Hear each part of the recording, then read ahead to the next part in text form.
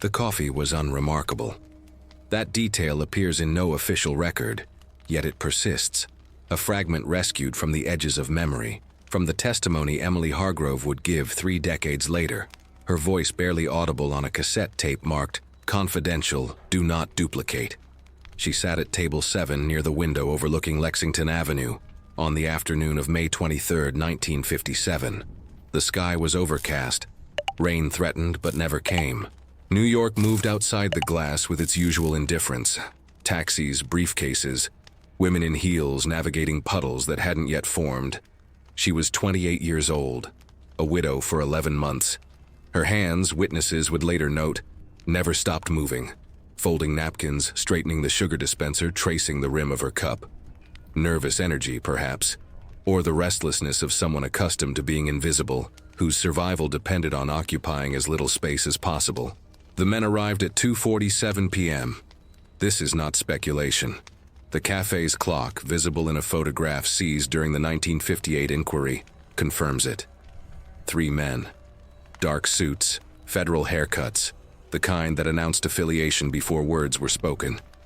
They took table 9, 2 tables behind Emily, close enough that sound carried in the compressed architecture of the small establishment. She did not turn, did not acknowledge them.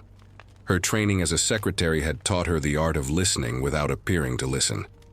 "The subjects are expendable," one of them said. His voice was low, clinical, stripped of inflection. "DOD has approved the expansion. Ravenswood will handle the overflow." Another voice, older, with the gravel of too many cigarettes. "And if there are complications, public complications?" "There won't be. We've refined the intake process. Psychiatric hold 72 hours minimum. By the time anyone asks questions, the paperwork will be ironclad." Emily's hand stopped moving. The cup cooled against her palm. Years later, in that same taped testimony, she would describe the moment as a door opening inside my chest, not to let something in, but to let something out. Understanding, maybe, or the last of my illusions. They spoke for 17 minutes. She memorized fragments, control variables, pharmaceutical partnerships, non-consensual but legally protected, the Willow Project as blueprint.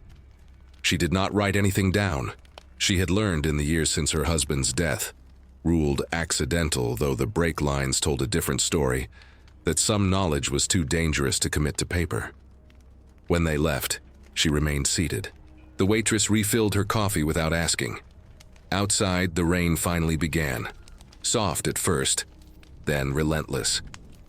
She returned to work at the law firm, typed briefs, answered phones.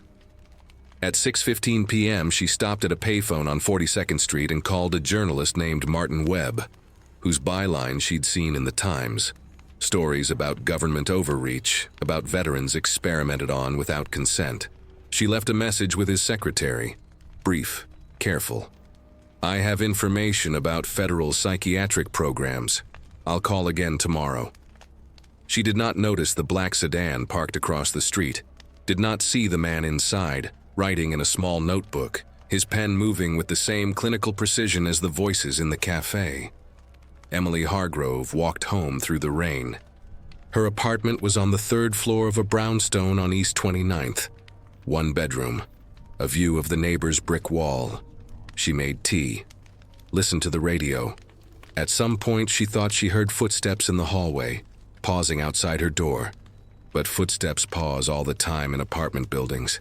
People forget their keys, check addresses, change their minds. She went to bed at 10:30 p.m. She would never sleep in that bed again.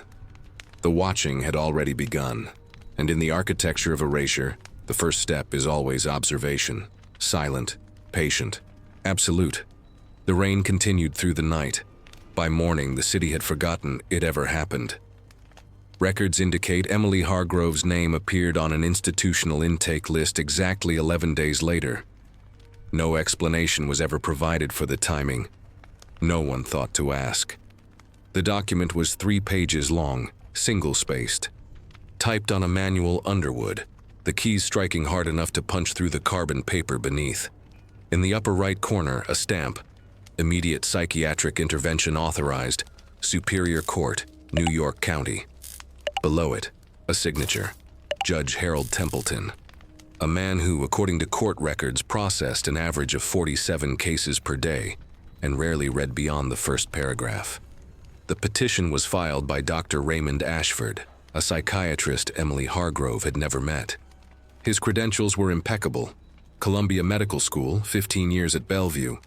Published author on female hysteria and delusional disorders. What the petition did not mention, Dr. Ashford's contract consultancy with a federal agency whose budget line items were classified, whose meetings occurred in buildings with no public addresses. The allegations were precise, mechanical, designed to survive scrutiny without inviting it. Subject exhibits acute emotional dysregulation following spousal death, paranoid delusions regarding governmental surveillance, erratic behavior observed by neighbors and employer, presents clear and present danger to self and others, involuntary commitment recommended for minimum 90-day psychiatric evaluation. 3 witnesses signed affidavits. Mrs. Greta Holloway, Emily's downstairs neighbor, testified she'd heard sobbing at all hours, shouting at invisible persons, erratic pacing. The landlord, Morris Fenwick, stated Emily had confronted him with wild accusations about men watching the building. A colleague from the law firm, Susan Merrick, described uncharacteristic outbursts, obsessive note-taking, claims of being followed. All 3 affidavits were notarized on the same day, June 12, 1957, by the same notary public. All 3 signatures bore the same ink, the same pen pressure. Graphologists would later note the probability of forgery exceeded 92%. No one examined them in 1957. Judge Templeton signed the order at 4:17 p.m. on June 14th. By 6:30 p.m., it had been delivered to the New York Police Department's Psychiatric Liaison Unit. By 8:45 p.m., 2 officers and a psychiatric orderly stood outside Emily Hargrove's door. She was washing dishes. The radio played Billie Holiday. The knock came during Strange Fruit, a detail she would recount later with the kind of precision trauma etches into memory. Not loud, official. The kind of knock that doesn't ask permission. Miss Hargrove, NYPD. We need you to open the door. She dried her hands, opened it. The hallway light behind them turned their faces into silhouettes. One officer held papers, the other handcuffs. The orderly carried a leather bag, the kind doctors used, or men who needed to carry sedatives without raising questions. "There's been a mistake," she said. Her voice was steady. That steadiness would later be cited as evidence of affective flattening, typical of schizoid detachment. "No mistake, ma'am. We have a court order. You're being placed under psychiatric observation for your own safety. I don't need. You can come quietly or we can compel you. Your choice." She looked past them, down the hallway. Mrs. Holloway's door was closed, the peephole dark. No one would witness this. That too was by design. They allowed her to pack a small bag, toothbrush, change of clothes, a photograph of her late husband, though that would be confiscated during intake processing. She asked to call her sister. Request denied. Psychiatric protocols prohibit outside contact during evaluation period. The ride to Ravenswood took 2 hours, north through increasingly empty roads, past towns that thinned into forests, into a landscape designed for forgetting. She sat in the back of an unmarked van, hands unbound, but watched. The orderly never spoke. The officer driving hummed tunelessly. Outside, the June evening softened into dusk, then dark. Ravenswood appeared first as lights, dim, institutional, too few for a building that size. Then the structure itself, red brick darkened by decades of coal smoke and rain, Gothic revival architecture repurposed for modern horror. Towers with barred windows, courtyards enclosed by 12-foot fences. A sign, barely visible.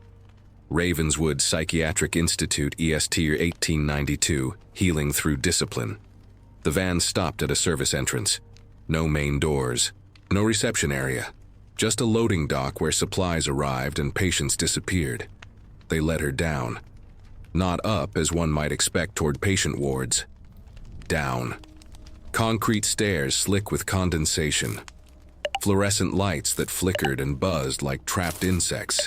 The air changed. Colder, thicker, carrying the smell of disinfectant and something else. Something organic and wrong. A nurse met them at the bottom. Clipboard. White uniform starched into geometric severity. She looked at Emily the way one looks at inventory.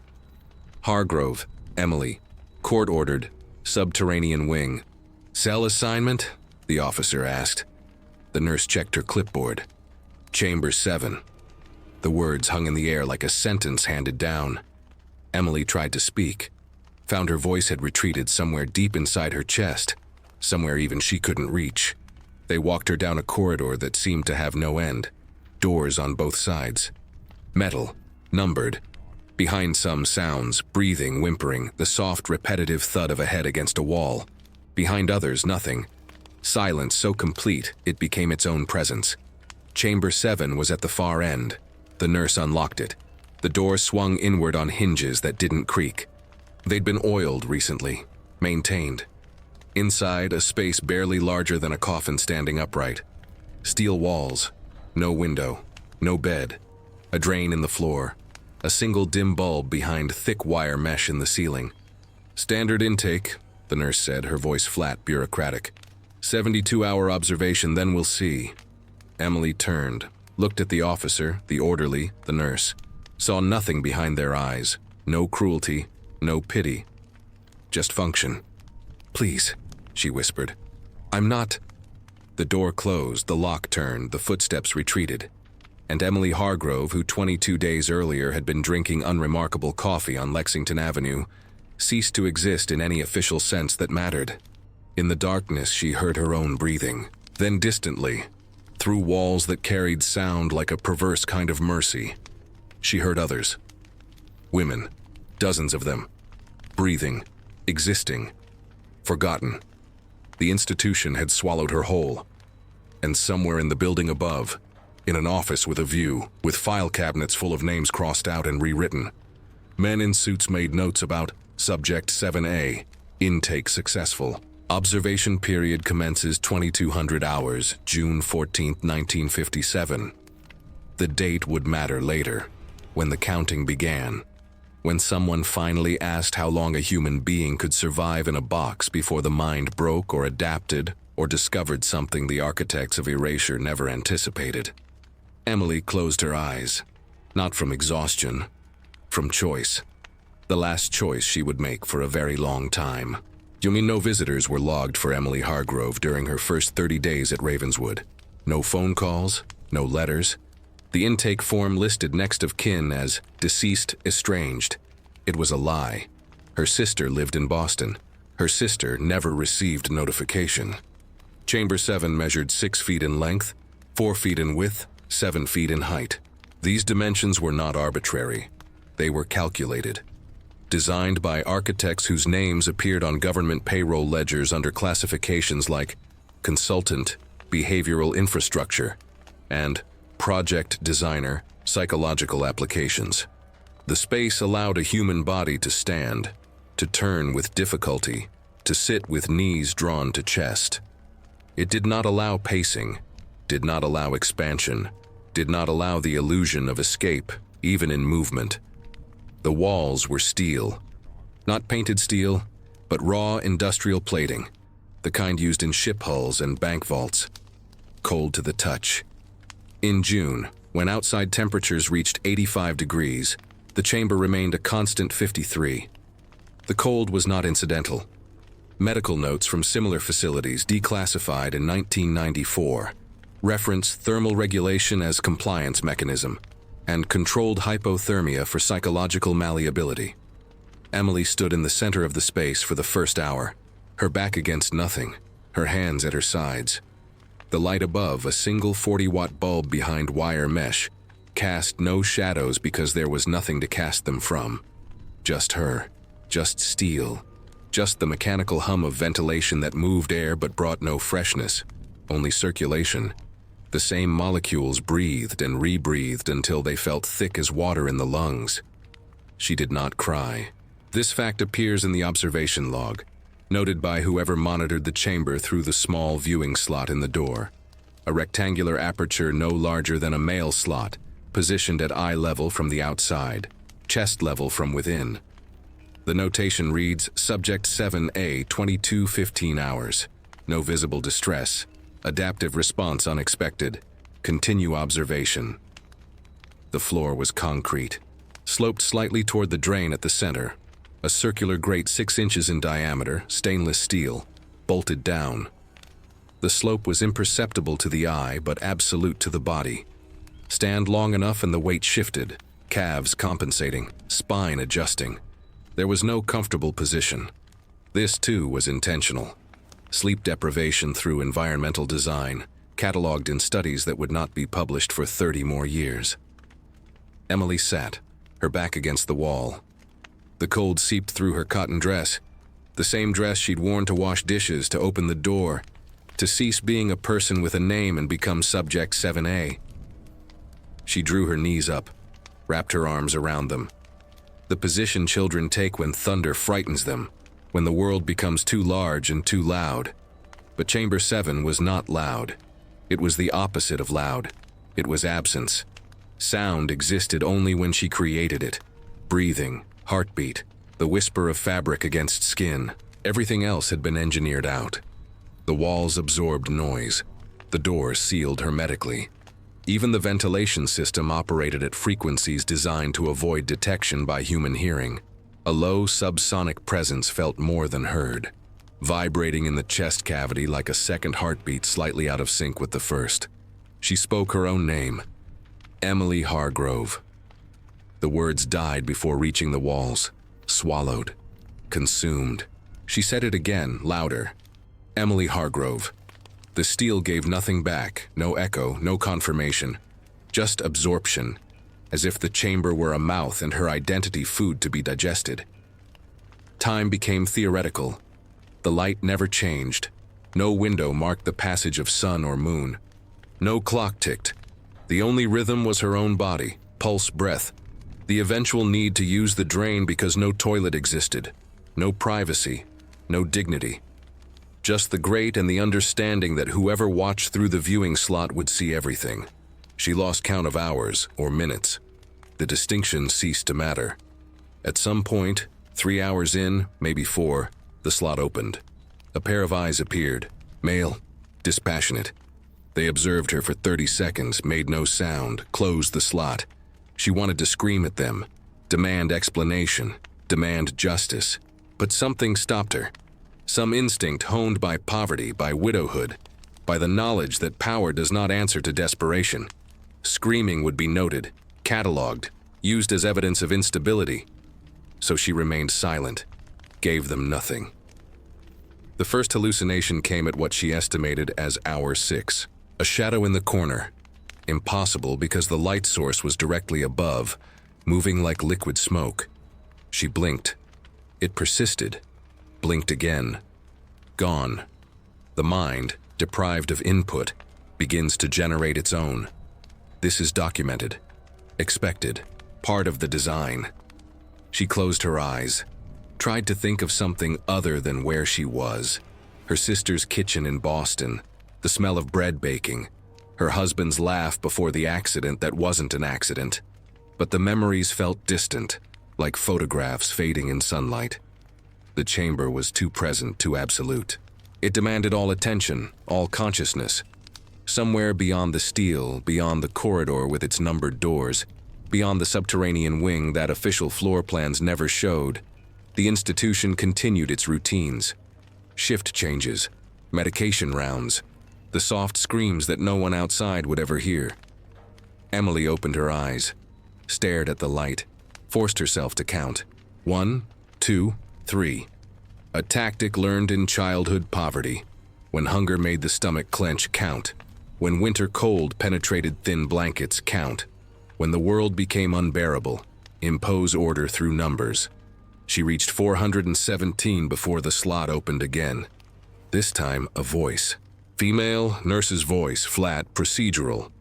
Drink this. A hand extended through the slot, a paper cup, clear liquid. Emily didn't move. If you don't drink voluntarily, We will enter and administer it another way, your choice. No choice. That was the point. There had been no choice since the knock on the door, maybe earlier, maybe since the moment she'd overheard words she wasn't meant to hear. She took the cup, drank. Water, or something that tasted like water. The cup was retracted, the slot closed. 30 minutes later, or what felt like 30 minutes, her mind began to soften at the edges. Not unconsciousness, something else, a loosening. The walls seemed further away, then closer, then irrelevant. Her thoughts scattered like birds startled from a tree. She understood in a dim corner of awareness that still functioned, that this was pharmaceutical, that the water had not been water, that the observation period involved more than watching. They were testing, measuring, adjusting variables, and she was the variable. The light above pulsed, or seemed to pulse, or had always been pulsing, and she was only now perceiving it. Her hands looked unfamiliar. Her name felt borrowed. Emily Hargrove. Emily Hargrove. Emily. The syllables fragmented, became sounds without meaning, became breath without words, became nothing at all.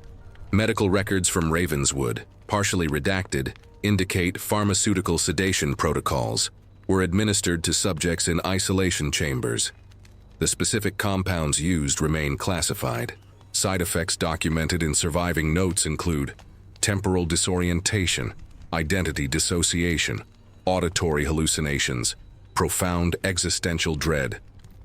The light went out at hour 14. No warning, no gradual dimming. One moment the bulb burned with its anemic 40 watts, the next, nothing. Absolute darkness, the kind that exists only in places engineered for it, where no crack beneath a door permits even the memory of illumination, where darkness becomes a physical presence, a weight on the eyes, a pressure against the skull. Emily's first response was panic, biological, primal, the kind that bypasses thought and lodges directly in the nervous system.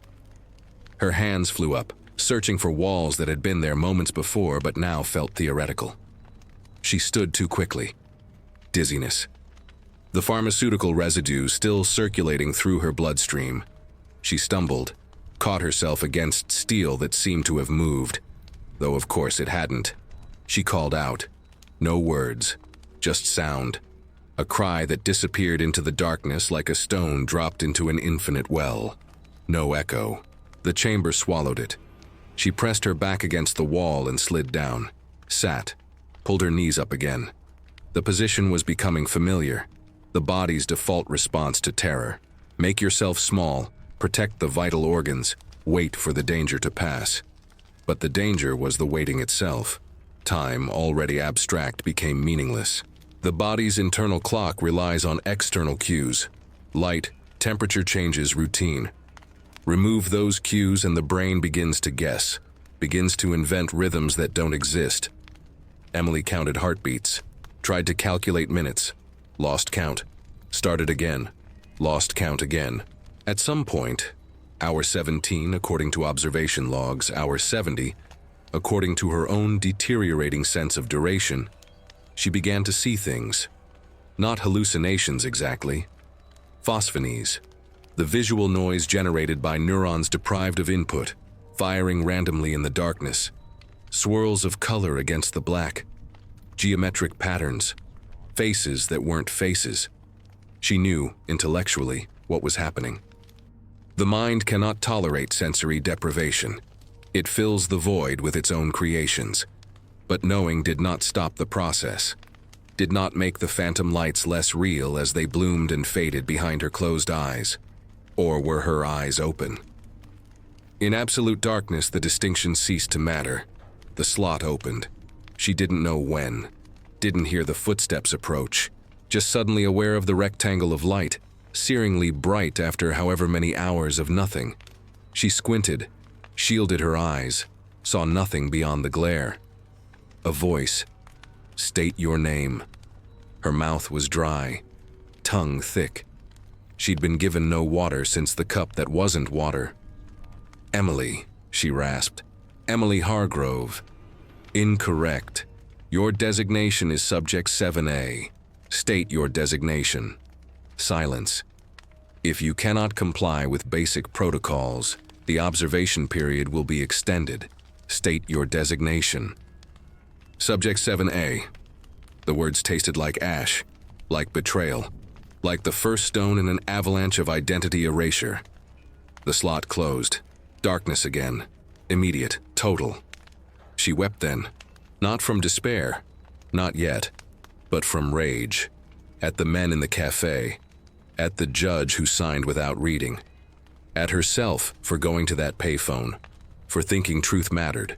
For believing the world operated on principles of justice rather than mechanisms of power.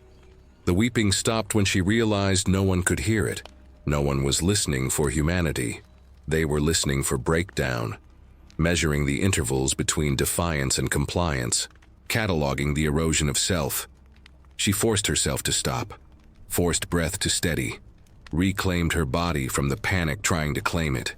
Hour 32, or 50, or 12. The numbers no longer anchored to reality.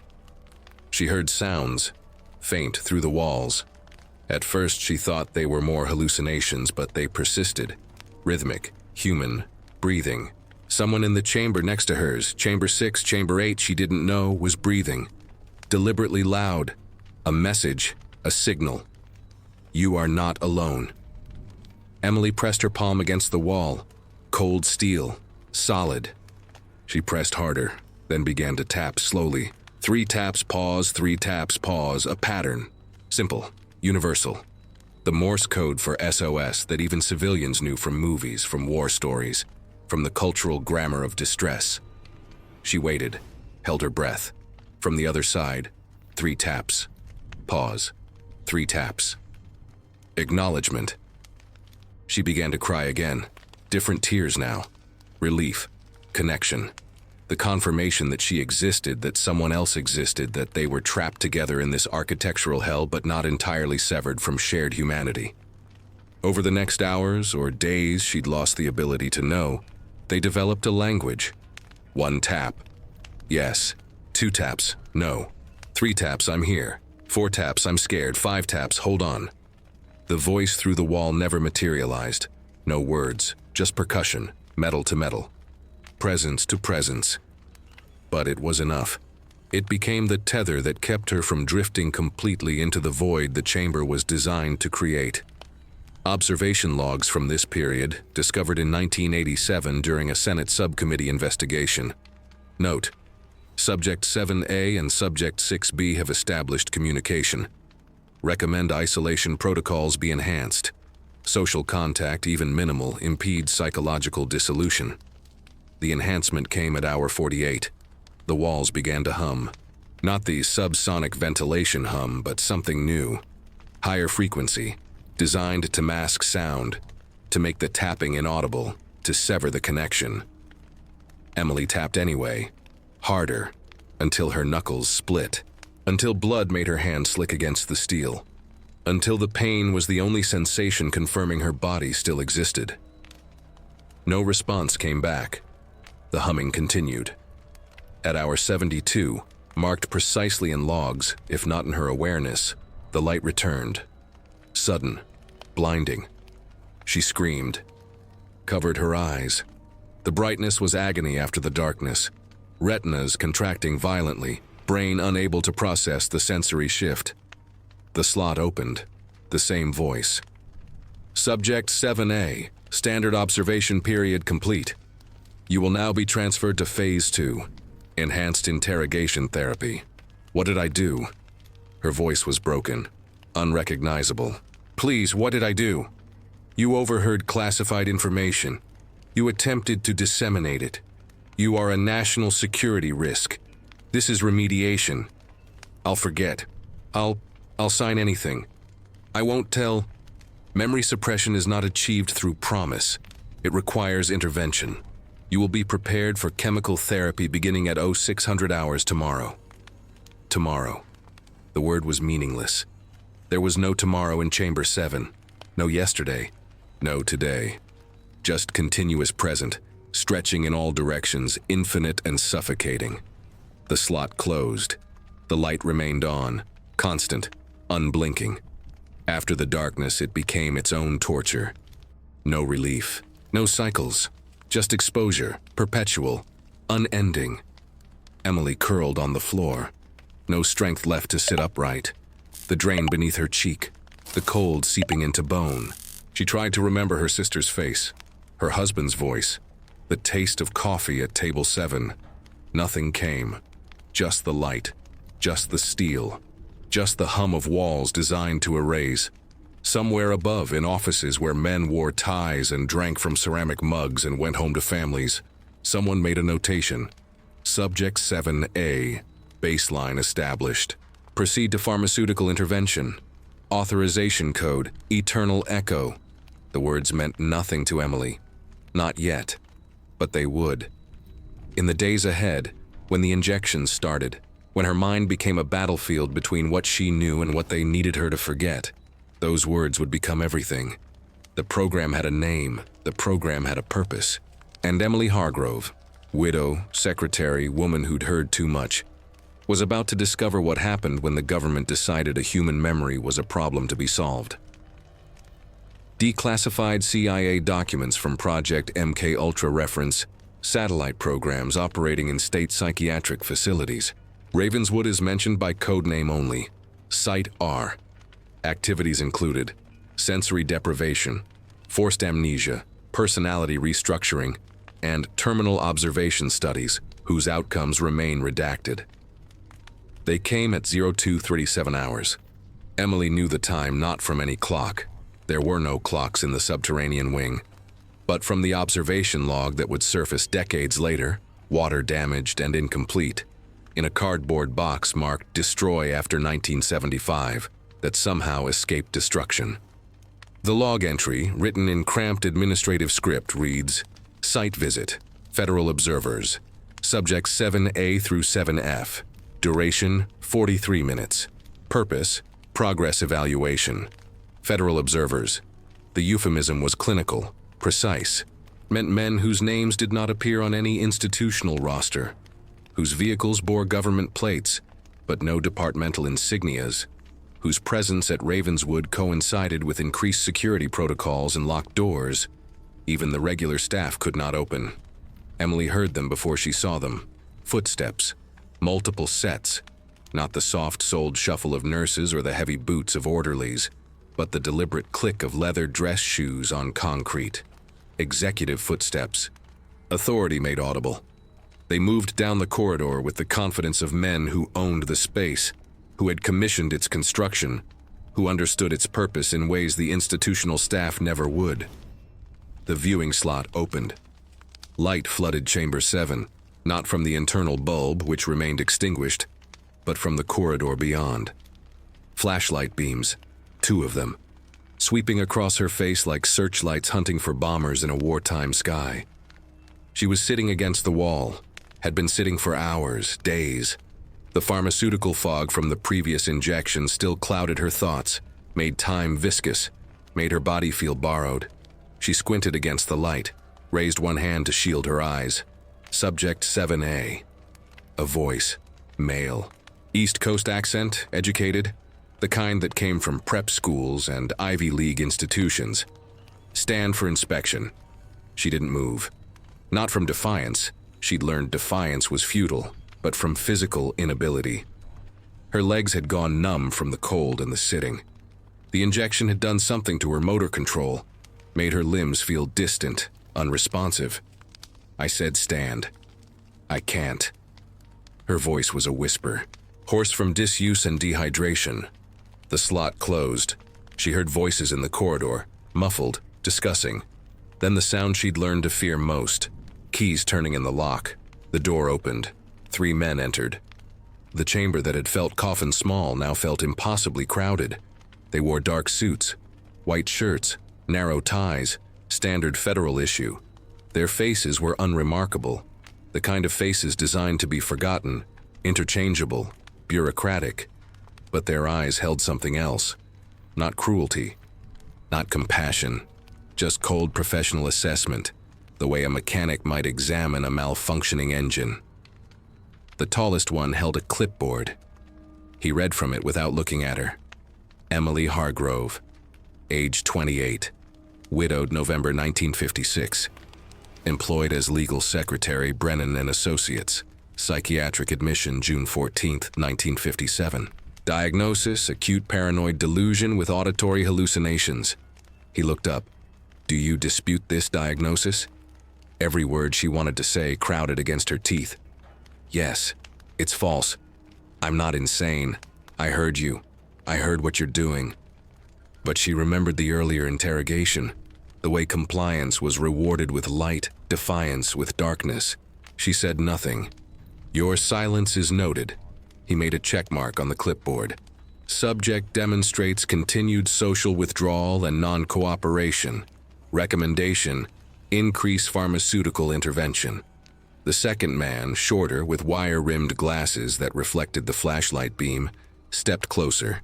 He crouched, studied her face with the detachment of a scientist examining a specimen. Pupil dilation normal. No apparent physical distress.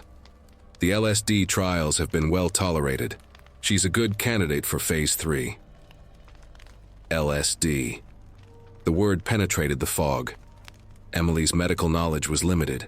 Secretarial work didn't require understanding of pharmacology, but she'd read about the experiments.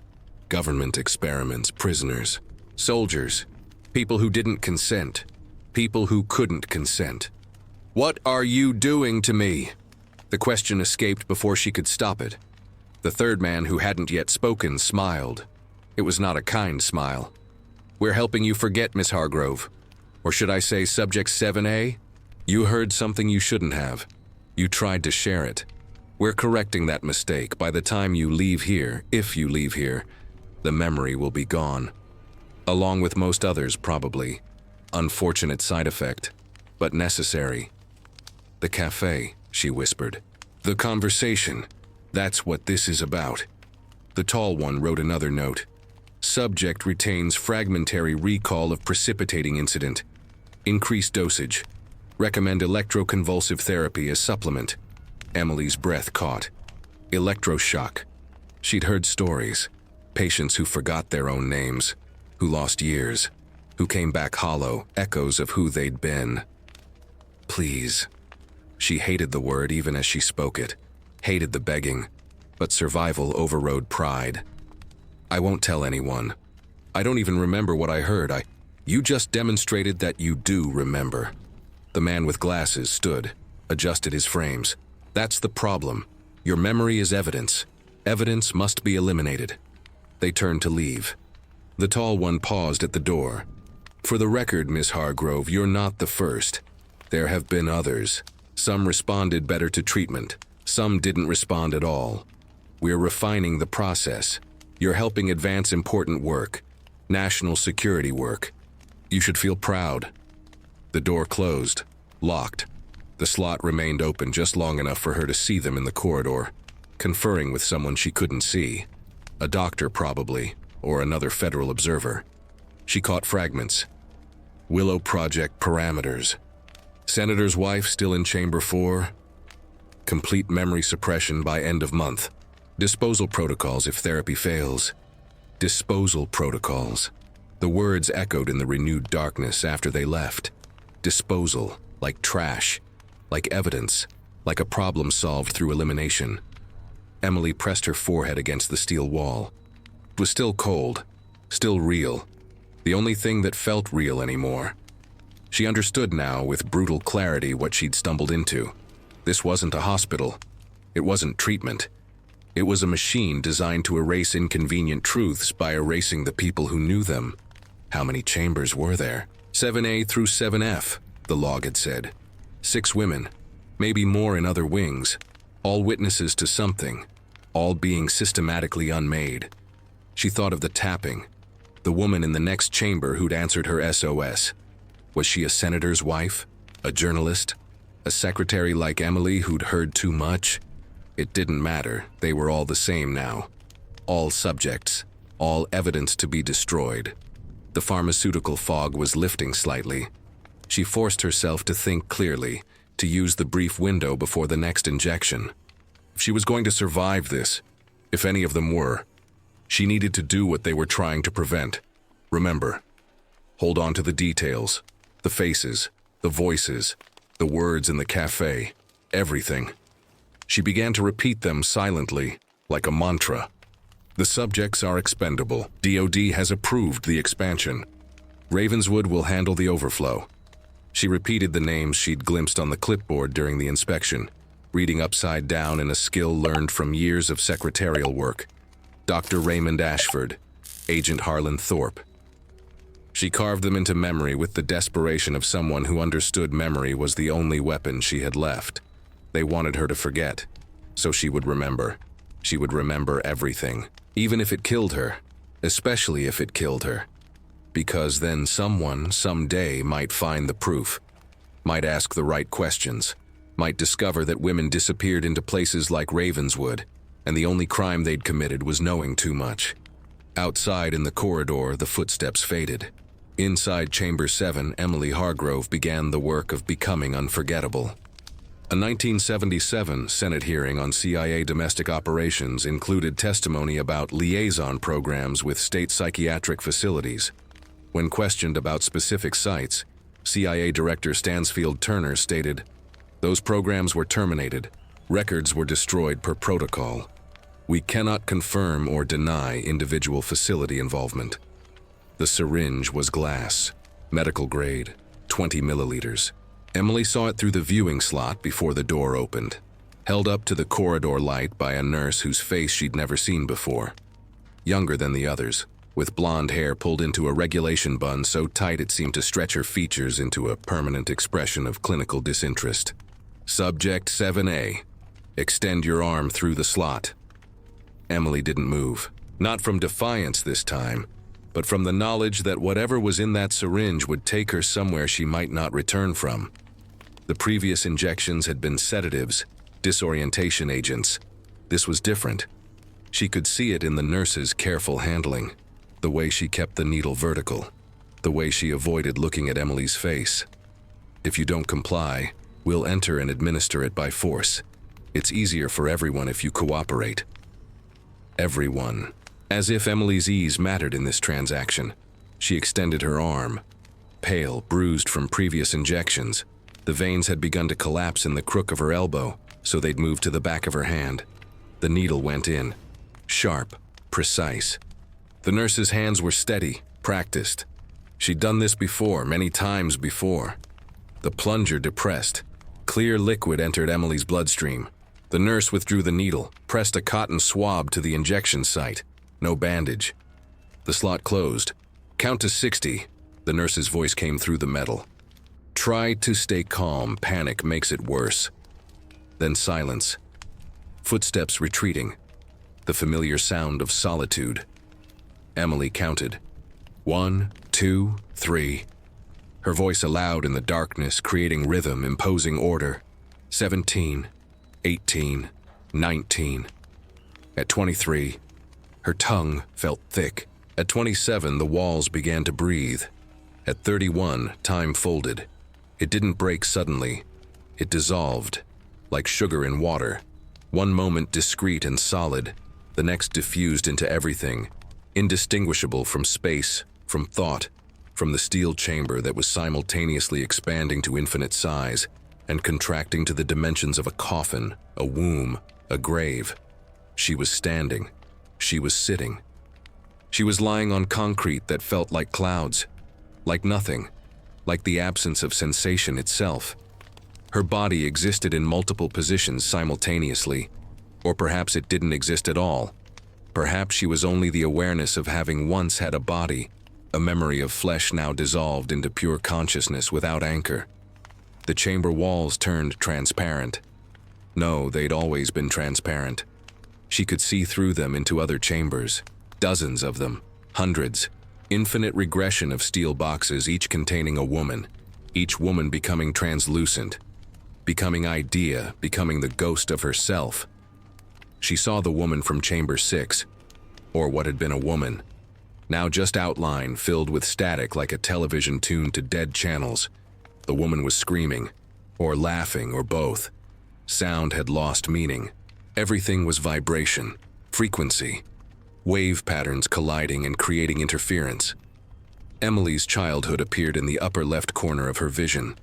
Not memory, physical manifestation. She was 5 years old, standing in her mother's kitchen in Millford, watching bread rise in a bowl, and she was also 28 in Chamber 7, and the two moments occupied the same eternal present, separated only by a membrane thinner than thought. Her mother spoke. "You have to knead it properly or it won't hold together." But it was the nurse speaking, or the doctor, or the men in suits. All voices became one voice, mechanized, echoing through dimensions she couldn't name. "The subjects are expendable," her mother said, and the bread dissolved into white powder, into cocaine, into flour, into the chemical compound now flooding Emily's synapses and rewriting the architecture of memory. She tried to hold on to her name. Emily. Emily Hargrove. But the syllables scattered. E-M-I-L-E. 3 sounds. What did they signify? There had been a person attached to those sounds, a biography, a life. Where was that person now? Lost, wandering in the labyrinth of her own dissolving mind. Her husband appeared, Thomas, dead Thomas. Except he wasn't dead.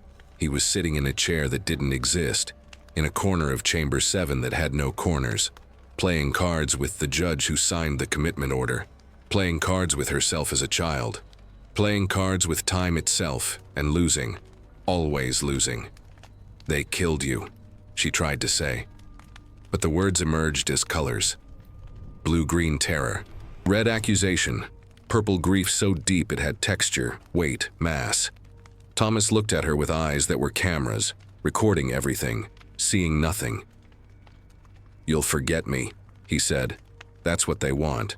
They'll take me away piece by piece until there's nothing left to mourn." "No." She reached for him. Her hand passed through his chest. He was hologram, projection, neural misfire. "I won't forget, I won't." The café on Lexington Avenue materialized around her. Table 7. The window overlooking the street.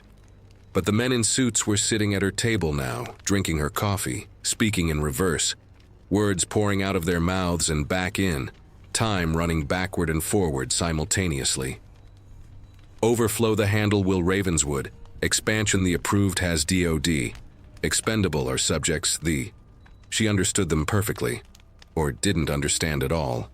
Understanding had become optional, a feature that could be toggled on and off by whatever was rewriting her brain chemistry. The chamber was gone. The chamber was everything. She was floating in amniotic fluid. She was buried in concrete. She was 8 years old, standing at her father's funeral, watching them lower a box into the ground that contained both her father and herself, present and future. Cause and effect collapsed into single event. How long had she been here? Hours, years, decades.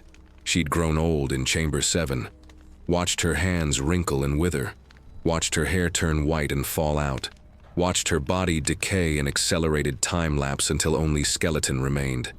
And then that too dissolved, and she was pure consciousness, floating, untethered, free. No, not free, trapped. More trapped than ever because there was no body left to escape with, no identity left to preserve. Just awareness witnessing its own dissolution with the calm of someone watching a documentary about someone else's death. Voices penetrated the hallucination. Real voices, observation voices. Pulse 142, respiration shallow, pupils fully dilated. She's approaching breakthrough. How long has she been under? 17 minutes. 17 minutes, impossible.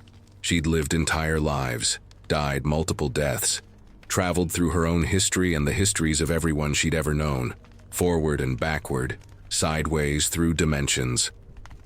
Increase the dosage next time. We're looking for complete memory fragmentation. This is only partial. Partial. The word was absurd. There was nothing partial about the annihilation occurring in her mind.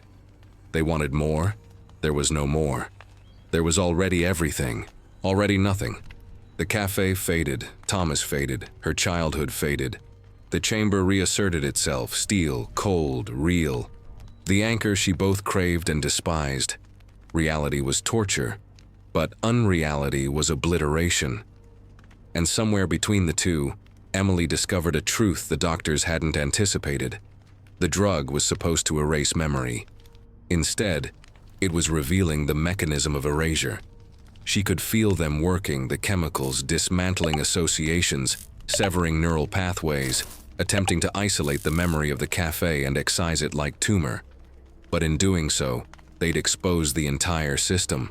She could see how memory worked, how it was stored, how it connected. And in seeing the mechanism, she learned how to protect it.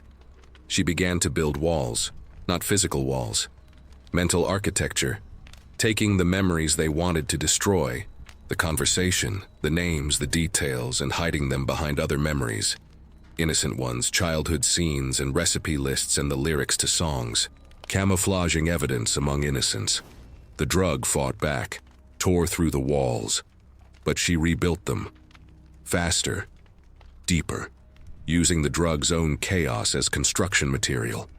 If they wanted to break her mind, she'd break it herself, but in a pattern only she could recognize. A mosaic that looked like destruction from outside, but was actually preservation. Hours later, or minutes, time was still unreliable, when the injection began to fade and the chamber solidified back into single reality. Emily lay on the concrete floor, shaking, soaked in sweat that had nothing to do with temperature. She'd survived. More than survived. She'd learned. The next injection would be worse. They'd said so. Higher dosage, complete fragmentation. But now she had a strategy. And strategies, even desperate ones, were better than surrender. Outside, footsteps approached. The slot opened. Eyes appeared. Subject 7A. Report your name.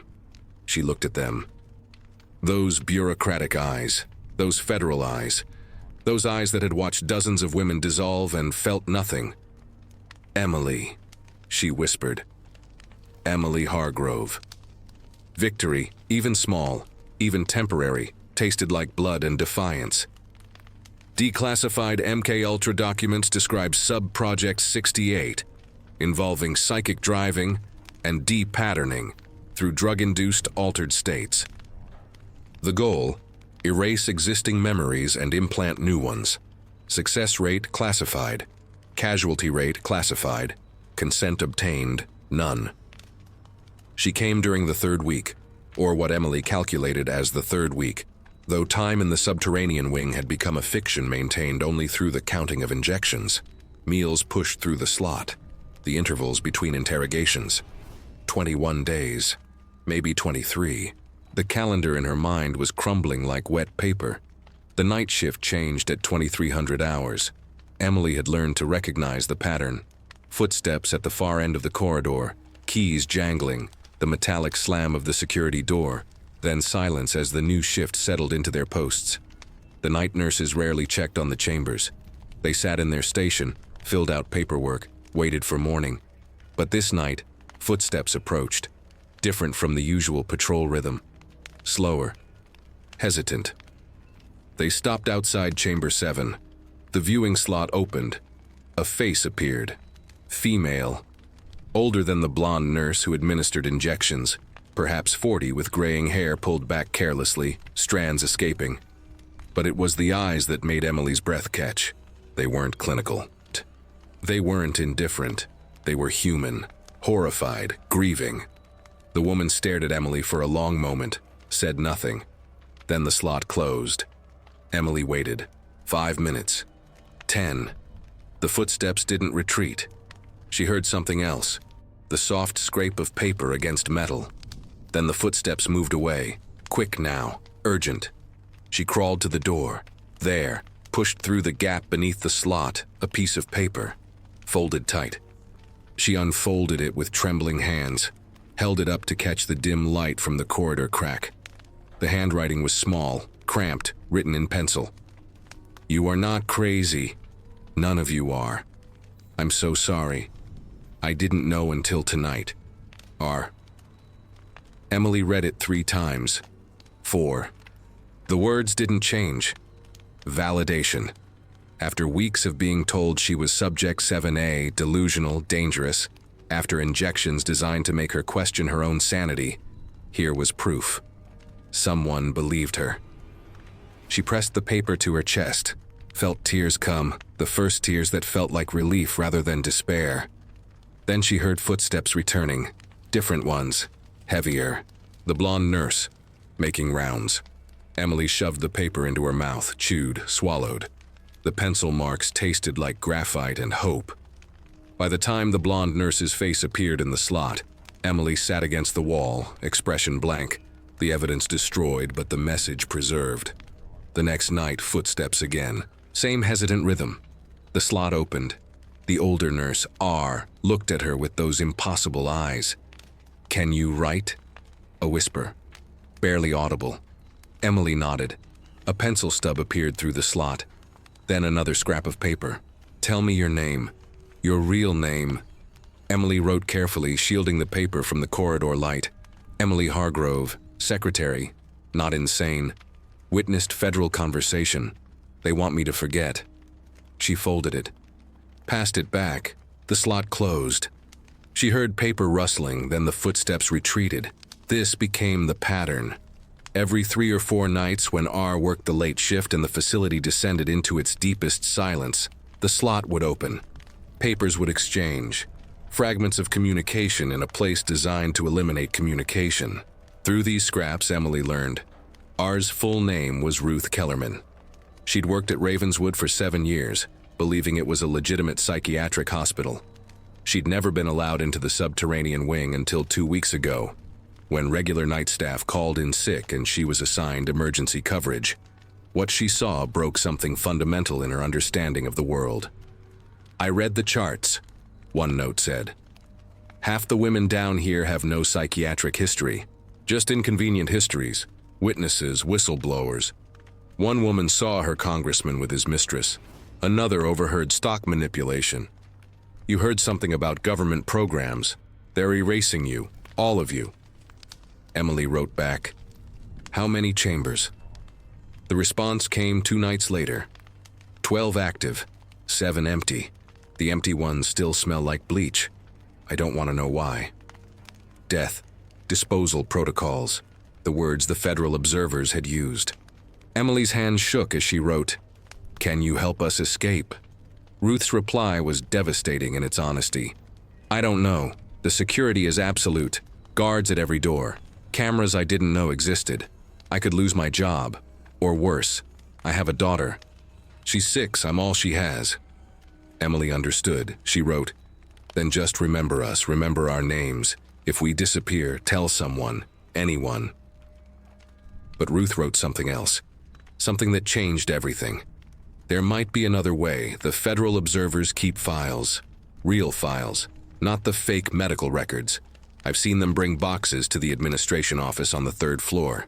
Documents, lists, orders. Proof. If I could get one, just one, and get it outside these walls. Hope was dangerous. Emily had learned that. Hope made you vulnerable. Made you believe in outcomes other than the inevitable. But she wrote anyway. "Is it possible?"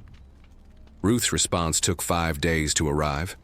In that time, Emily endured 2 more injections, an electroshock session that left her muscles screaming and her memory scrambled for hours, and a visit from the federal observers who asked the same questions and took notes when she couldn't remember her own address.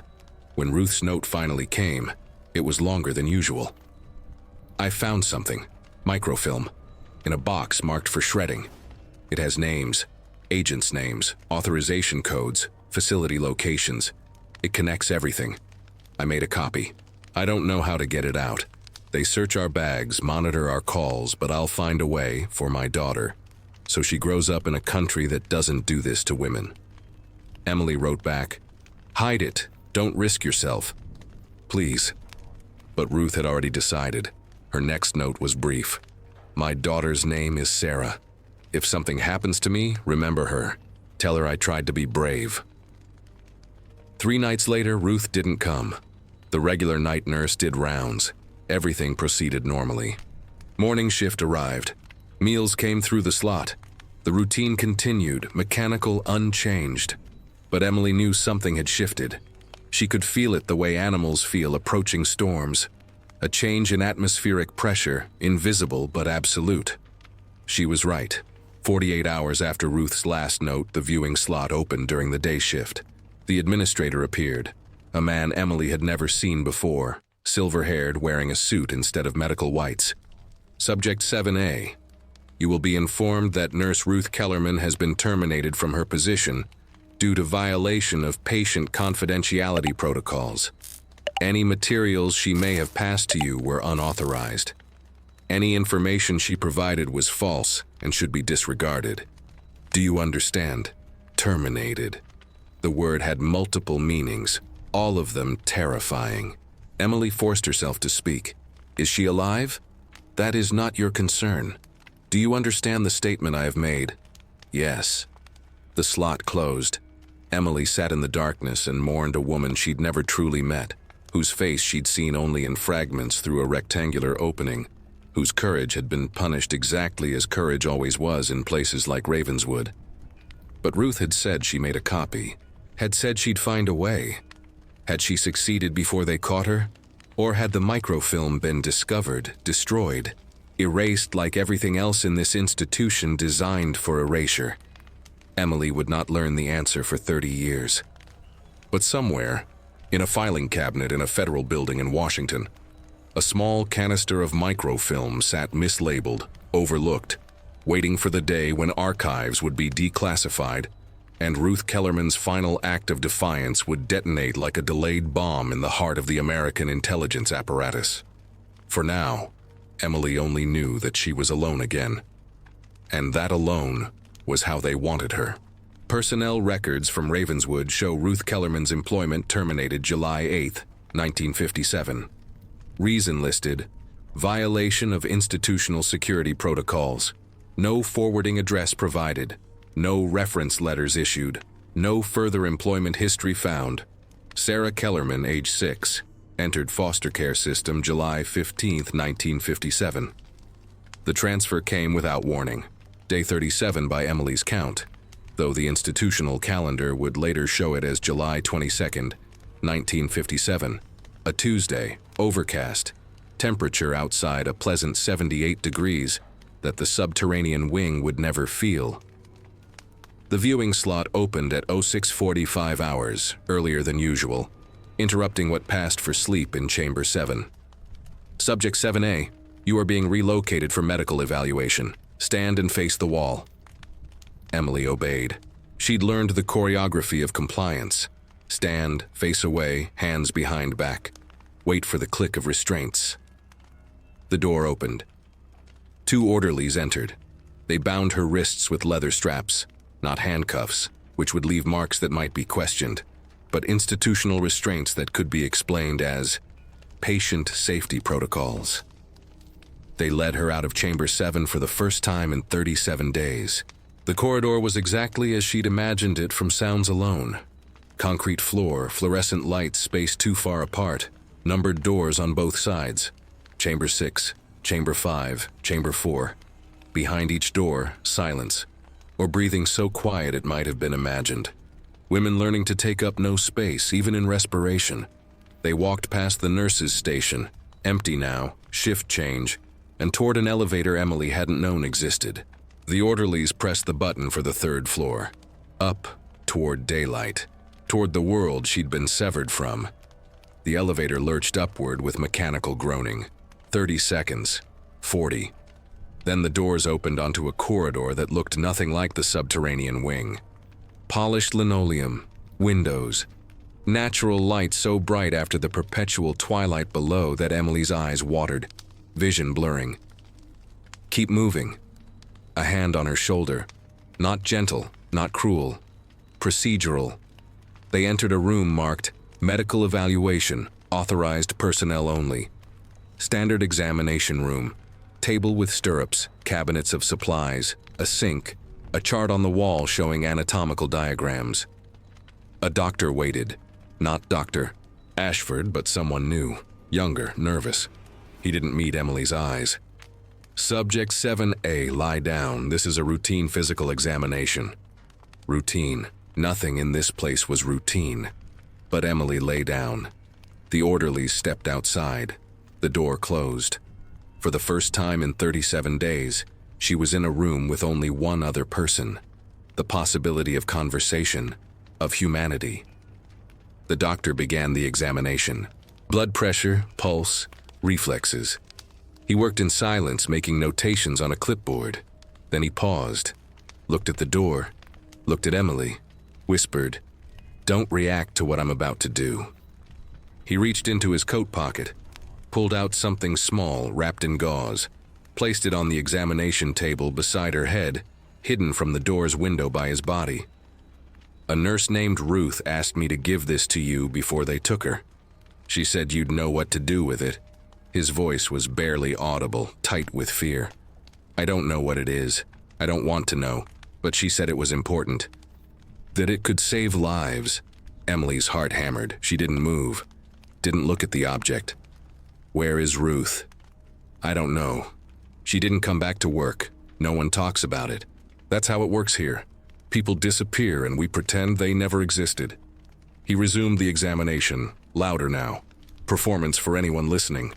Respiratory function appears normal. Cardiovascular response within acceptable parameters. He leaned close again, pretending to examine her eyes with a penlight. "When they take you back, hide this. I mean, really hide it. They search everything, everyone. If they find it on you..." He didn't finish. Didn't need to. "Why are you helping me?" Emily whispered. "Because I have a sister, and if someone did this to her, I'd want someone to help." He stepped back, raised his voice. "Examination complete. Subject shows no physical abnormalities. Return to holding." The orderlies re-entered. Emily sat up slowly, palming the small wrapped object, sliding it against her skin beneath the institutional gown sleeve. The gauze was soft, the object inside hard, cylindrical. Microfilm canister, no larger than her thumb. The walk back to the elevator. The descent. The corridor. Chamber 7's door opening like a mouth. Emily stepped inside. The restraints were removed. The door closed. Locked. She waited. Counted to 300. Listened for footsteps. Heard none. Only then did she carefully extract the canister from where she'd wedged it against her inner arm, held in place by pressure and desperation. She unwrapped the gauze. The canister was metal, unmarked, sealed with a threaded cap. She opened it. Inside, a strip of microfilm tightly wound no longer than her finger. She held it up to the crack of light beneath the door. Could see nothing. Microfilm required magnification, specialized equipment. But she understood what it was, what it had to be.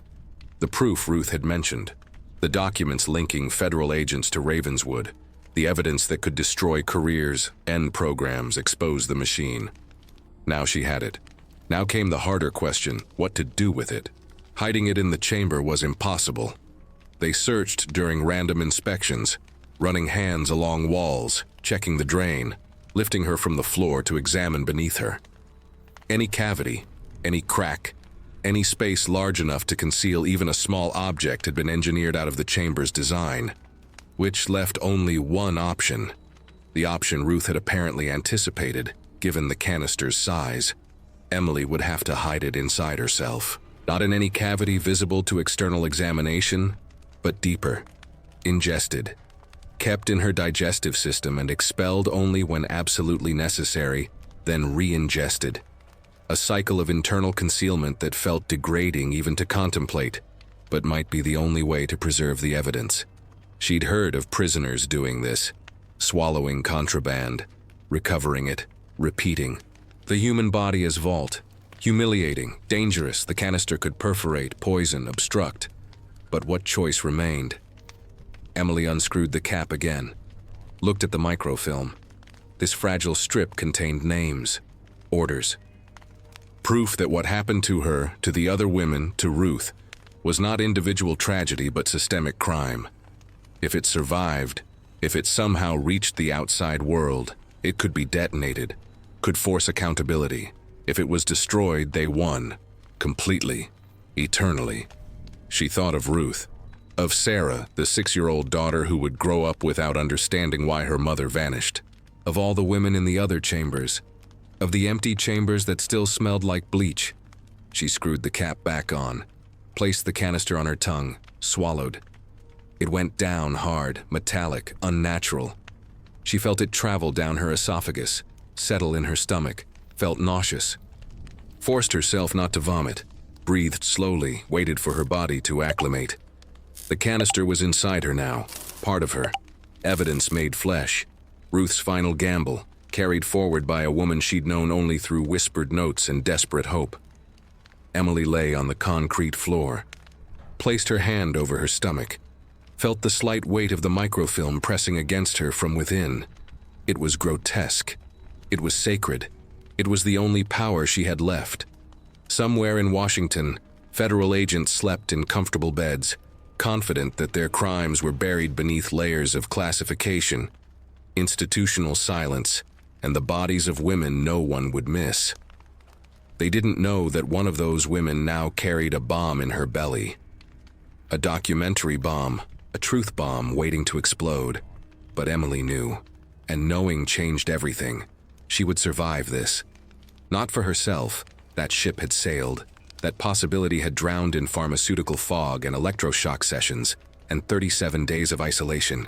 She would survive for the microfilm, for Ruth, for Sarah, for the woman in Chamber 6 who'd tapped back when Emily tapped, for every woman who'd been erased because her existence had become inconvenient. The canister would leave her body during the next meal cycle. She'd retrieve it, clean it, swallow it again, repeat, for as long as necessary, for as long as she remained alive. The routine would become ritual, the degradation would become devotion. And if they killed her before she could get it out, at least they'd have to autopsy. At least someone would find it. At least questions might be asked. Emily closed her eyes, felt the microfilm resting inside her like a second heartbeat. Artificial, foreign, vital. She'd become a living archive, a human repository for the evidence they'd tried to destroy. And living archives, she now understood, were harder to eliminate than paper ones. Because paper could be burned, buildings could be demolished, records could be shredded. But a woman who refused to forget, who turned her own body into testimony, that was a problem no classification level could solve. That was revolution disguised as survival. That was Ruth's legacy, and Emily would carry it, literally, until the day truth finally detonated. Microfilm recovered from a mislabeled evidence box in 1987 contained authorization codes for Project Eternal Echo, names of 4 FBI agents, Harlan Thorpe, Elias Grant, Victor Klein, Samuel Reed, facility transfer orders for 47 female subjects, pharmaceutical trial results marked terminal outcomes acceptable, and a handwritten note, "For Sarah, be braver than I was, RK." The first body was discovered on March 3, 1958. Special Agent Harlan Thorpe, age 47, found in his Georgetown apartment by his housekeeper at 8:20 hours. Cause of death, single gunshot wound to the right temple, self-inflicted, .38 caliber service revolver recovered at scene. No note, no signs of struggle. The preliminary report, filed by D.C. Metropolitan Police and immediately classified by FBI Internal Affairs, described the scene with clinical precision. Subject seated in leather armchair facing window overlooking Q Street. Weapon in right hand. Minimal blood spatter consistent with contact wound. Time of death estimated between 200–400 hours. What the report did not mention: the open file cabinet in Thorpe's study, emptied of contents. The telephone records showing 3 calls to unlisted numbers in the 48 hours preceding death. The colleagues who reported Thorpe had seemed increasingly agitated since January, since the day an unmarked envelope arrived at FBI headquarters addressed to the director's office, contents unknown, sender anonymous. The funeral was closed casket, attended by 73 people. FBI Director J. Edgar Hoover sent flowers, but did not attend personally. The obituary in the Washington Post was 4 sentences long, describing Thorpe's 23 years of distinguished service without specifying what that service entailed. His personnel file was sealed. His cases were reassigned. His name gradually disappeared from institutional memory, becoming a footnote, then nothing. The second death came 6 weeks later. April 17, 1958. Special Agent Elias Grant, age 52. Found hanging in the basement of his Silver Spring home. Nylon rope, tied to exposed beam, chair kicked away. Discovered by his wife when she returned from church at 13:15 hours. The medical examiner's report noted, petechial hemorrhaging consistent with asphyxiation. Lividity patterns indicate death occurred approximately 6 to 8 hours prior to discovery. No defensive wounds, no evidence of foul play. But Grant's wife told a different story to the agent who interviewed her, a story that never made it into official reports. She said her husband had stopped sleeping 3 weeks earlier, that he'd burned documents in the backyard fireplace at 0300 hours on multiple occasions, that he'd received a phone call on April 15th that left him pale and shaking, after which he'd locked himself in his study for 6 hours. When she asked what was wrong, he'd said only, "We did things we shouldn't have done, and now someone knows." Someone knows. The phrase appeared in Grant's personal journal, discovered during estate processing, and immediately confiscated by FBI representatives who arrived before the family attorney. The journal was never returned. Its contents were never disclosed. Grant's wife died in 1963 of breast cancer, never speaking publicly about her husband's final weeks. The third suicide occurred during summer, July 29, 1958. Special Agent Victor Klein, age 41, drove his Chevrolet Bel Air into the Potomac River at 02:37 hours. Vehicle recovered 3 days later, in 18 feet of water. Body inside, seatbelt fastened, windows rolled up. Autopsy confirmed drowning as cause of death. Blood alcohol level, 0. No drugs detected. No medical conditions that would explain loss of control. But the accident reconstruction specialist noted anomalies in his report, anomalies that were subsequently redacted before the file was archived. The tire marks showed deliberate acceleration, not braking. The trajectory was too precise, too calculated. The impact point was a boat ramp, suggesting familiarity with the location, premeditation. And in Klein's coat pocket, sealed in a waterproof evidence bag by the diver who recovered the body, a photograph, not of family, not of friends, of a building, red brick.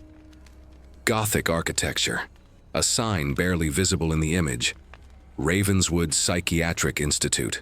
The photograph was filed as personal effects and forgotten. Until 1987, when it surfaced during the Senate investigation, and someone finally asked, why was he carrying this? Why waterproof it? Why keep it with him in death? No answers were provided. The photograph was reclassified. The fourth and final death came in autumn, October 12, 1958. Special Agent Samuel Reed, age 39, found in his office at FBI headquarters at 6:45 hours by janitorial staff. Cause of death: overdose of barbiturates mixed with alcohol. Empty pill bottle on desk, half-empty bottle of bourbon. Handwritten note on official FBI letterhead. The note was 3 sentences. I cannot continue to live with what we authorized. The women were innocent. God forgive me, because I cannot forgive myself. The note was photographed, logged, and destroyed within 4 hours by order of Associate Director Clyde Tolson. The official cause of death was listed as heart failure. The obituary mentioned nothing about suicide. Reed's family was told he died at his desk, working late, dedicated to the end. They believed it. Why wouldn't they?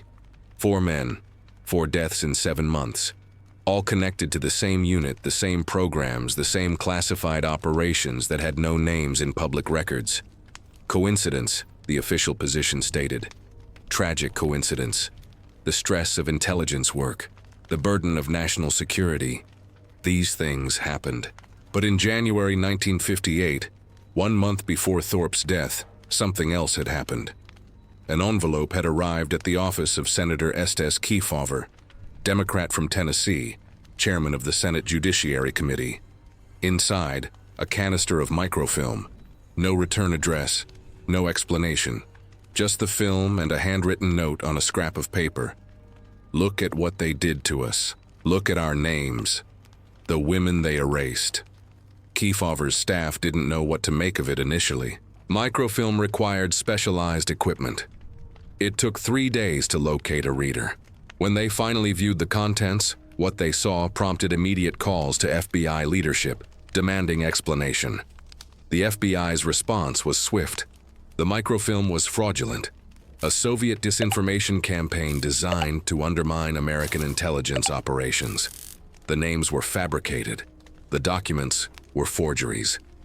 An internal investigation would be conducted, but the senator should understand the sensitivity of these matters, the national security implications, the damage that could be done if such obvious propaganda were taken seriously. Kefauver, a cautious man, pragmatic, agreed to table the matter pending investigation. The microfilm was turned over to the FBI for authentication analysis. It was never seen again. The investigation was never completed. Kefauver died of a heart attack in 1963, 5 years later. The microfilm forgotten among hundreds of other cases, other causes, other battles. But 4 men remembered. 4 men who'd signed authorizations, approved programs, authorized transfers of women to facilities where their identities would be dissolved and their memories destroyed. 4 men who saw their names on that microfilm, linked to orders they'd given, crimes they'd committed in the name of national security. And one by one, in the span of 7 months, those 4 men chose death over the possibility of exposure, accountability, justice. Their suicides were ruled coincidental, unrelated, the product of individual psychological crises. No one asked why all 4 had worked on the same projects. No one questioned why all 4 died after the microfilm surfaced. No one investigated the connections, because to investigate would be to acknowledge, and acknowledgement was impossible when the alternative was institutional survival. The machine protected itself, as it always had, as it always would. The women in Ravenswood were never mentioned in any of the death reports. Emily Hargrove's name appeared nowhere in the investigations. Ruth Kellerman's sacrifice was not recorded. History moved forward, leaving the bodies behind, both the dead agents and the still living women they'd tried to erase. But Emily, in Chamber 7, carrying microfilm in her body through cycles of degradation and determination, did not know about the suicides. Not yet. She only knew she had to survive. She didn't know she'd already won.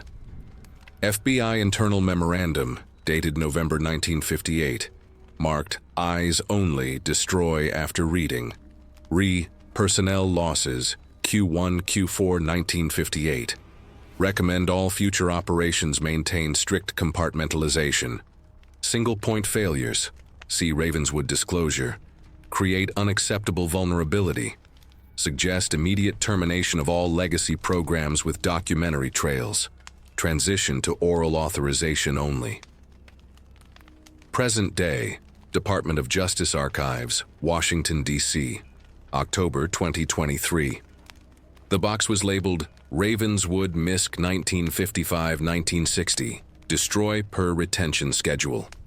It should have been incinerated in 1985, along with thousands of other files from closed facilities, defunct programs, erased operations.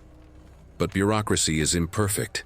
Someone filed it wrong, used the wrong code, placed it on the wrong shelf in a warehouse in Maryland, where forgotten documents went to die slowly instead of quickly. Investigative journalist Marcus Webb, no relation to the Martin Webb that Emily had tried to call in 1957, found it during research for a book on CIA domestic surveillance.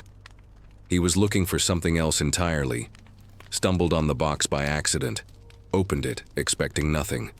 Inside, patient intake logs, medical records with names redacted, pharmaceutical trial data, transfer orders, death certificates listing causes like cardiac arrest and respiratory failure for women aged 22 to 54. And at the bottom, a manila envelope marked Evidence, Kefauver Inquiry, 1958, Authentication Pending. Webb opened the envelope. Inside, a microfilm canister. A note in elegant handwriting.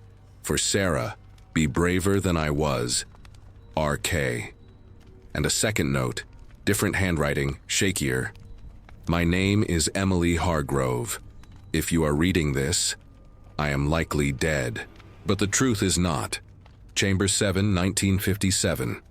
Webb's hands trembled as he drove to the Library of Congress, requested access to microfilm readers, threaded the film with the careful reverence of someone handling archaeological artifacts. What he saw made him physically ill. He excused himself twice to vomit in the restroom, then returned. Documented everything, photographed each frame. 17 pages of authorization orders, facility transfer lists, pharmaceutical protocols, and at the bottom of page 9, 4 signatures: Harlan Thorpe, Elias Grant, Victor Klein, Samuel Reed. The book was published in March 2024. The Women They Erased, Ravenswood and the Architecture of Federal Silence. It became a bestseller within 3 weeks. Congressional hearings were convened. Formal apologies were issued. Reparations were discussed. The FBI released a statement acknowledging regrettable practices inconsistent with current standards. But Emily Hargrove didn't live to see it. Testimony, recorded November 1987, basement apartment, Queens, New York. The cassette tape was poor quality, recorded on equipment from a second-hand store by a graduate student named Jennifer Morse, researching a thesis on psychiatric abuse. She'd tracked Emily through Social Security records, disability payments, a trail of bureaucratic breadcrumbs that led to a rent-controlled apartment with bars on the windows and a woman who rarely left. Emily was 60 years old. White hair pulled back severely, hands that never stopped moving, tracing patterns on her knees, counting invisible objects. The student asked permission to record. Emily agreed, spoke for 2 hours. Never cried. Voice flat, clinical, as if reading someone else's testimony. She described Chamber 7, the injections, the men in suits, Ruth Kellerman, the microfilm, what she'd done to preserve it, the degradation, the ritual of swallowing and expulsion, the 23 times she'd nearly died from intestinal obstruction before they released her in August 1959, released not cured, but because funding for Project Eternal Echo was terminated, and keeping her had become more expensive than the risk she posed. They'd pumped her full of drugs one final time, dropped her at a bus station in Albany with $20 and discharge papers stating she'd been successfully treated for chronic delusional disorder. No family contacted, no follow-up care arranged, just erasure disguised as release. She kept the microfilm, carried it inside her body for 2 more years, terrified to remove it, terrified someone was still watching. When she finally expelled it for the last time, she wrapped it in plastic, sealed it in a jar, buried it in Prospect Park under a specific tree she visited weekly, to confirm it remained undisturbed. In 1962, gathering courage she didn't know she possessed, Emily retrieved it, mailed it anonymously to Senator Kefauver, waited for justice. Justice never came. Kefauver died. The microfilm vanished. Emily descended into poverty, disability, isolation, worked sporadically when her mind permitted, lost jobs when the flashbacks came, when the walls of offices became Chamber 7, when the fluorescent lights triggered seizures. She never married again, never had children, never recovered what they'd taken in those 4 weeks of pharmaceutical dissolution and sensory deprivation. But she remembered. That was the irony they never anticipated. Their attempts to erase her memory had instead made memory her obsession, her weapon, her entire identity. She became a living archive of their crimes, reciting names and dates and procedures with the precision of someone who understood that forgetting was death. The graduate student finished the interview, thanked Emily, left the basement apartment and never published the thesis. Years later, Morse would admit in an email to Marcus Webb, "I was too young to understand what she'd survived, too naive to believe the government did those things. I filed the tape and tried to forget it. I'm sorry. I should have been braver." Emily died in 1994.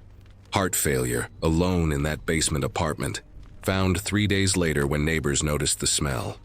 No family listed, no funeral held, cremated at city expense, ashes scattered in an unmarked location. The cassette tape was discovered in Morse's files in 2023, during the investigation prompted by Webb's book. It was entered into congressional record, played in full during televised hearings. Millions heard Emily's voice for the first time. Flat, damaged, unbreakable. At minute 47 of the recording, Emily said something that silenced the committee room. They wanted to erase me, turn me into nothing, subject 7A, but I refused. Every day I woke up and said my name, Emily Hargrove, Emily Hargrove, Emily Hargrove, until the words had no meaning anymore, until I didn't know if I was the name or the name was me. But I kept saying it, because that's the only power we had, the power to insist we existed, even when they told us we didn't, even when the walls said we didn't, even when our own minds started to believe we didn't. We said our names, and that was revolution. Epilogue. Sarah Kellerman, present day. Sarah Kellerman, now 73 years old, sat in the front row of the congressional hearing in 2024.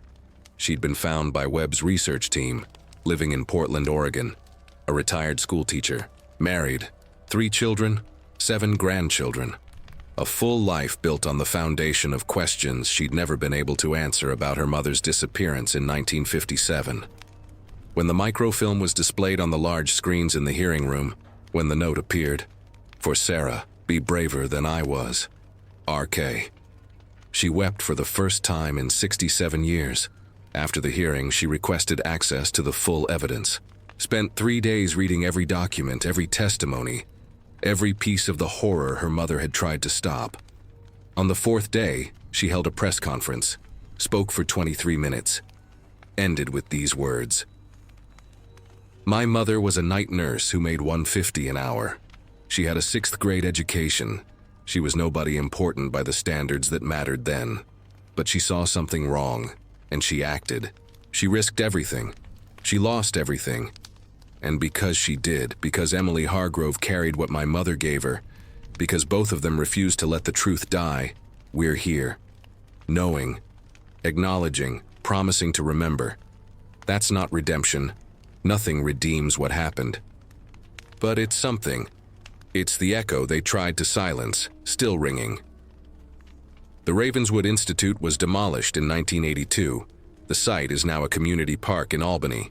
A plaque installed in 2025 reads, "In memory of the women detained here 1892-1979. Their names were taken. Their voices were silenced. Their existence was denied. We remember them now. We will not forget again." Beneath the plaque in smaller text, 2 names.